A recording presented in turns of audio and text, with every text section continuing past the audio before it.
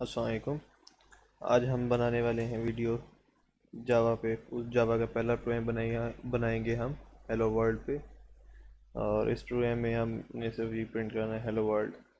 तो उसको स्टार्ट करने से पहले हमें जैसे एक एडिटर की ज़रूरत है। जिस तरह सी प्लस प्लस के अंदर डेव सी प्लस प्लस होता था, तो उसके ज़रिए से आप सी प्लस प्लस का प्रोग्राम बनाते थे। इस तरह हमें जावा के लिए भी चाहिए। तो जावा के लिए हमारे पास फ़िलहाल दो टाइप्स के हैं। एक एडवांस होते हैं थोड़े से, जैसे एक्लिप्स हो गया, नेटबीन्स हो गया, और इंटेलिजे है। तो ये एडवांस एक सॉफ्टवेयर हैं जिनके ज़रिए से हम जावा के प्रोग्राम बनाते हैं। तो और एक मतलब वैसे थोड़ा सा नॉर्मल होते हैं, लेकिन काफ़ी हेल्प आउट करते हैं, जिस तरह सबलाइम हो गया, नोट पैड प्लस प्लस हो गया। तो ये दो एडिटर हैं जो मतलब नॉर्मल होते हैं, लेकिन काफ़ी हेल्प आउट करते हैं हमें प्रोग्रामिंग करने में। तो जावा के लिए अभी हम हमारा स्टार्ट है, तो इसलिए हम सबसे पहले बेसिक से स्टार्ट करेंगे ताकि हमें बेसिक चीज़ों को पता हो कि जावा का प्रोग्राम किस तरह से बनाया जाता है, किस तरह से उसको रन किया जाता है, उसमें बेसिक चीज़ें क्या होती हैं। तो ये नॉलेज ताकि आपको मिल जाए।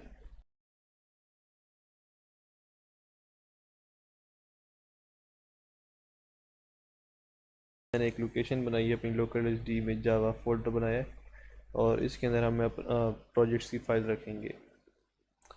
तो मैं एडिटर यूज़ करने वाला हूँ सबलाइम टेक्स्ट एडिटर। ये इस एडिटर के ज़रिए हम प्रोग्रामिंग करेंगे अपनी जावा की। तो ये आप ले सकते हैं, गूगल से मिल जाएगा ये आपको।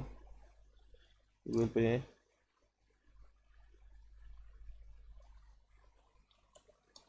सबलाइम टेक्स्ट एडिटर,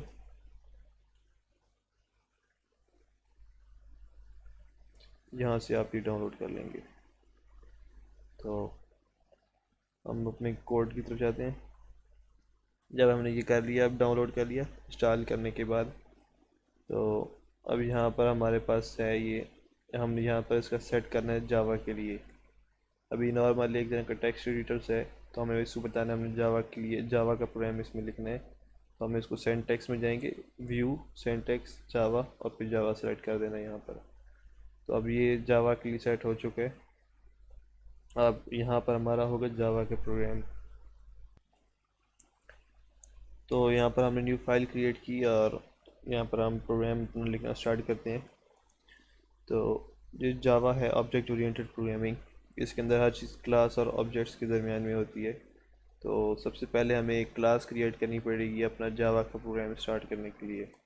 क्लास हम इस तरह से क्रिएट करते हैं, पब्लिक क्लास, और यहाँ पे क्लास का नेम मैं एप्पल लिख रहा हूँ। तो ये हमारी हो गई, क्लास क्रिएट हो चुकी है। तो अब इसको नाम किस तरह से देना है। नाम देने का तरीका ये है कि सबसे पहले मैं इस अपने फोल्डर में आ गया। जो हमने क्लास को नाम दिया है एप्पल, वही नाम हमने इसकी फ़ाइल को भी देना है। अगर वो हम नाम नहीं देंगे तो ये हमें बाद में एरर देगा। तो ये हमने नाम दे दिया है इसको एप्पल का। तो अभी ये हमारी क्लास बन चुकी। इस क्लास में कुछ चीज़ें हैं जो आपको देखनी चाहिए इस स्ट्रक्चर में। आप बग़ैर पब्लिक किए भी ये काम कर सकते हैं, पब्लिक लिखे बगैर भी ये क्लास बन सकते हैं, कोई इशू नहीं है उसमें। और दूसरी चीज़ ये है कि आप यहाँ पर देखेंगे एप्पल का मैंने ए कैपिटल लिखा है, या आप ए छोटा भी लिख सकते हैं, लेकिन बेस्ट प्रैक्टिस ये है कि आप ए कैपिटल लिखें। क्योंकि अगर छोटा लिखेंगे तो ये एक ट्रेडिशन के ख़िलाफ़ है। जावा में एक ट्रेडिशन है कि क्लास का पहला लफ्ज़ कैपिटल ही होगा, और ये मस्ट है, ये आपको ख्याल रखना पड़ेगा।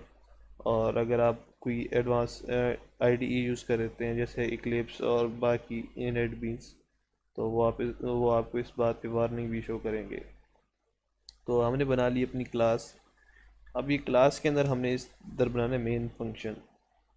जैसा कि आप जानते हैं कि main function C plus plus में हमने बनाते थे मेन फंक्शन जहाँ से प्रोग्राम स्टार्ट होता है, उस तरह जावा में भी होता है। मेन फंक्शन ऐसी जगह है जहाँ से जब भी हम कोई प्रोग्राम फाइल एग्जीक्यूट करते हैं, तो सबसे पहले उसकी मेन मेथड रन होता है। मेन मेथड और फंक्शन एक ही चीज़ है। मेन मेथड रन होता है, तो उस मेथड के अंदर जो जो काम करने को उसको कहा गया होता है वो काम किया जाता है। तो हम सबसे पहले इसका मेन फंक्शन बनाएंगे। यहाँ पर मेन फंक्शन हमेशा पब्लिक ही होता है, void sorry static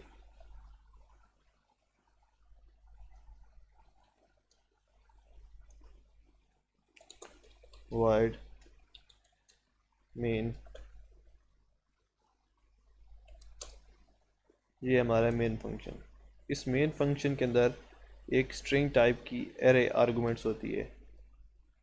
string ARGS या ARG लिख दें या आपकी मर्जी, इसको नाम आप कुछ भी दे सकते हैं। ये एक एरे है तो आप इस तरह से लिखना है। तो ये है आपका बेसिक स्ट्रक्चर फंक्शन जावा का। यहाँ से होती है आपकी प्रोग्रामिंग स्टार्ट। तो आपका प्रोग्राम इसमें स्टार्ट होगा मेन फंक्शन से।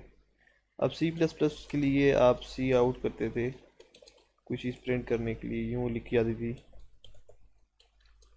यूँ लिखते थे आप C++ का प्रोग्राम कुछ प्रिंट कराने के लिए। तो इसके अंदर इस तरह से नहीं है, इसके अंदर से इसका अपना तरीका है।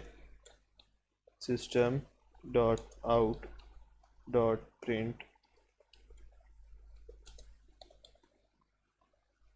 आपको जो भी चीज़ करानी होगी वो इन ब्रैकेट्स के अंदर प्रिंट लिखना पड़ेगा उसको प्रिंट कराने के लिए। मैंने इधर हेलो वर्ल्ड लिखना है, मैंने यहाँ पर हेलो वर्ल्ड लिख दिया। तो अब ये क्या करेगा, ये हेलो वर्ल्ड प्रिंट करेगा और प्रिंट करने के बाद नेक्स्ट लाइन पे चला जाएगा। अब बात करने की ये है कि नेक्स्ट लाइन पर क्यों जाएगा, क्योंकि हमने यहाँ पर एल लिखा है, इसका मतलब है नेक्स्ट लाइन।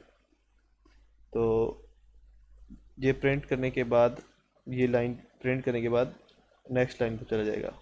हम इसको रन करके देखते हैं। हमने कर दिया सेव और अब हम जाते हैं फोल्डर लोकेशन पे जहाँ पर ये पड़ा है।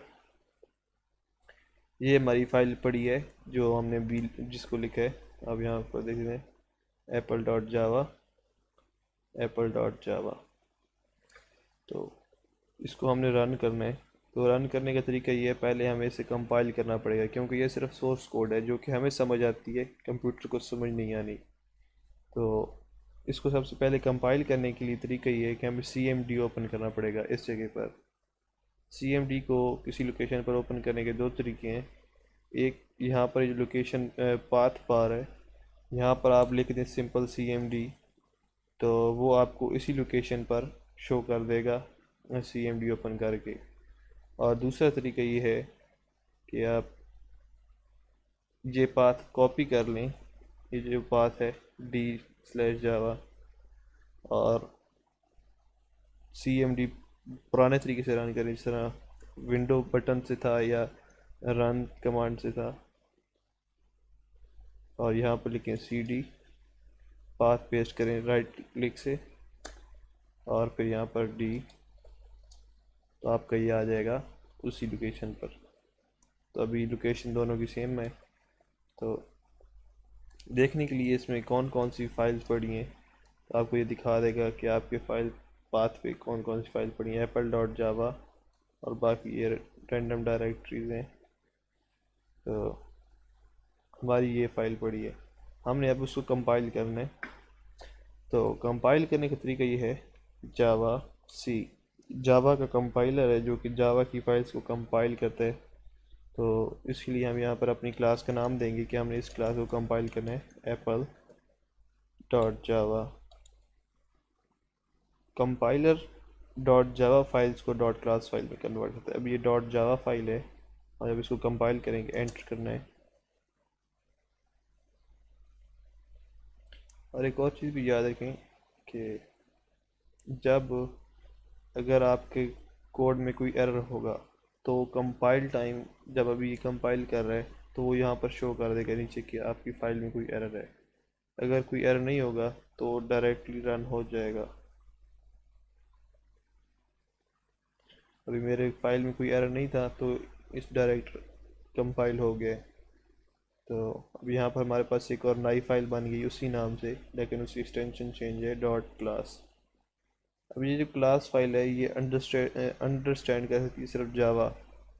जावा वर्चुअल मशीन जो है सिर्फ वही अंडरस्टैंड कर सकती है। तो उसके लिए अब हमें करना यह है कि इसी जगह पर जावा को बताना है जावा एप्पल, भाई जावा इस फाइल को रन करो। हमने ये नाम दिया। अब इसमें डॉट क्लास लिखने की ज़रूरत नहीं है, हमें सिर्फ एप्पल लिख देंगे, वो काम करेगा हमारा। और उसने हमें प्रिंट कर दिया हेलो वर्ल्ड। और आप ये देख रहे होगे कि इसने एक लाइन दरमियान में छोड़ दी। ये लाइन प्रिंट करने के बाद नेक्स्ट लाइन पे आ गया। वो इसलिए आया क्योंकि हमने यहाँ पर एल लिखा था। अगर हम इसको हटा दें सेव करके, क्लियर स्क्रीन, कंपाइल,